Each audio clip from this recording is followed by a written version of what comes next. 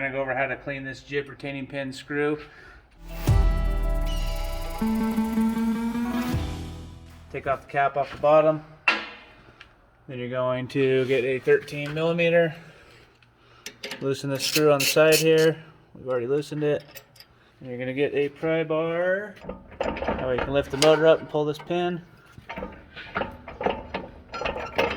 Pin comes right out. I'll let this motor down.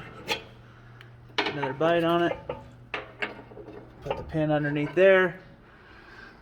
And now you can see that we can screw this up.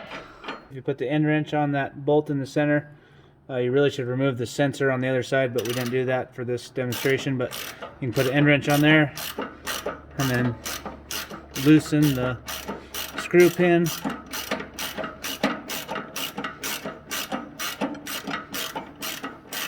And you want to make sure you have it backed out enough, because you don't want to go down tight against the threads there.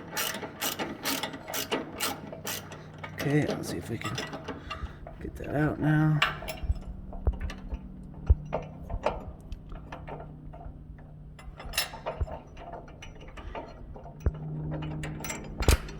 Once you have that and the washer out,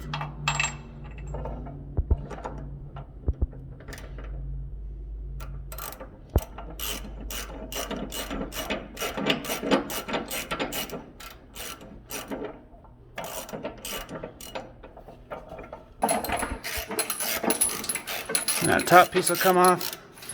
And if you want to screw this all the way out,